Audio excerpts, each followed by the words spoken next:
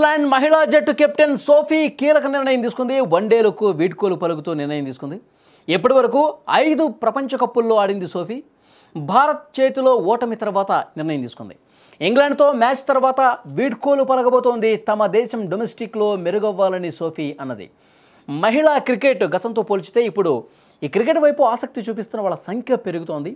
కానీ అప్పట్లో మహిళలు క్రికెట్ ఆడాలంటేనే భయపడాల్సినటువంటి పరిస్థితి ఉండేది. అలాంటి సమయంలో ఆమె ఏకంగా 5 ప్రపంచ కప్పులు ఆడిందండి. ఇందుకు ఆమె ఎవరో కాదు, న్యూజిలాండ్ మహిళా జట్టు కెప్టెన్ సోఫీ. ఇక భారత్ చేతిలో ఓటమి తర్వాత ఈ కీలక నిర్ణయం తీసుకుంది. వన్డేలకు వీడ్కోలు పలుకుతూ ఈ నిర్ణయం తీసుకుందామే కొంత భావోద్వేగానికి గురైనటువంటి పరిస్థితి ఉంది. భారత్ చేతిలో ఓటమితో వన్డే ప్రపంచ కప్ 2025 టోర్నీలో సెమీస్ అవకాశాలను కివీస్ కోల్పోయింది. ఆదివారం ఇంగ్లాండ్తో మ్యాచ్ అనంతరం పూర్తిగా వన్డేలకు వీడ్కోలు పలుకుతాను అని చాలా స్పష్టంగా వెల్లడించింది. ఈ సందర్భంగా భారత క్రికెట్పై ఆసక్తికర కామెంట్స్ కూడా చేసింది ఆమె.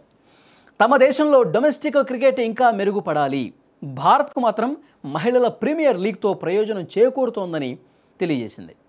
WPL వల్ల క్రికెట్కు గౌరవం వచ్చిందని ఆమె వెల్లడించింది. ఎవరైనా సరే వాస్తవాలు మాట్లాడుకోవాలి, ఒప్పుకోవాలి కూడా. భారత్లో 150 కోట్ల మంది ప్రజలున్నారు. తమ దేశం చాలా చిన్నది, కేవలం 50 లక్షల మంది ఉన్నారు. భారత్లో దేశవాళీ క్రికెట్ వ్యవస్థ నిర్మాణం మాతో పోలిస్తే చాలా భిన్నం. కాబట్టి మా దేశ మహిళల క్రికెట్ ఎలా ముందుకెళ్తుందో ఆసక్తికరంగా చూస్తున్నా అంటూ సోఫియా చెప్పుకొచ్చారు. ఇక తాను జట్టును వదిలిపెట్టడం వల్ల కొత్త ప్లేయర్స్ ఎవరైతే ఉంటారో వాళ్ళకి ఇంకా మెరుగైన అవకాశాలు వస్తాయి. కొత్త వాళ్ళు మెరుగైన అవకాశాలు లభించడం పట్ల దేశ క్రికెట్ జట్టు కొంత బలోపేతమవుతుంది. పాత నీరు పోవాలి, కొత్త నీరు రావాలి, కొత్త ప్లేయర్స్ ఆడాలి. అప్పుడే ఆ క్రికెట్ జట్టుకి ఒక మంచి భవిష్యత్తు కూడా ఉంటుందని ఆమె ఈ వ్యాఖ్యలు చేశారు. ఇంగ్లాండ్తో మ్యాచ్ అనంతరం ఇక నేను వెళ్ళిపోతా. న్యూజిలాండ్ క్రికెట్ నాకు బిడ్డ లాంటిది. ఈ జట్టు తరఫున ఆడటం ఎప్పుడు కూడా నేను చాలా గర్వంగా ఫీల్ అవుతానని చెప్పి కొంత భావోద్వేగంతో, మీరు స్క్రీన్ మీద కూడా చూస్తున్నారు, కన్నీటి పర్యంతమైనటువంటి పరిస్థితి.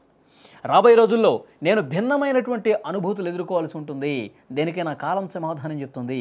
ఈ ప్రెస్ కాన్ఫరెన్స్ సందర్భంగా కన్నీళ్లు పెట్టుకోకుండా వెళదాం అనుకున్నా కానీ నా వల్ల కాలేదు, చాలా కష్టంగా అనిపిస్తుంది.